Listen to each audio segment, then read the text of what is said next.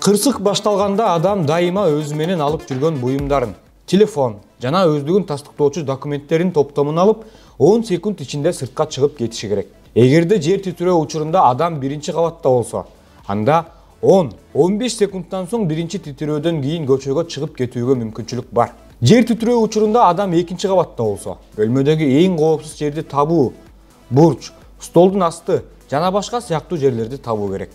Эч качан терезеден секирбеңиз.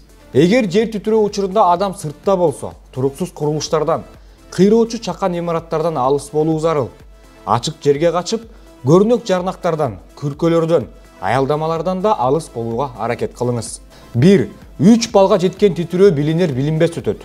Ал эми 4 балдан өйдө катталган жер титирөө олуттуу кыйроолорго алып келет. Жер титирөөдө ошондой эле өрт учурунда эч качан лифт колдонууга болбойт.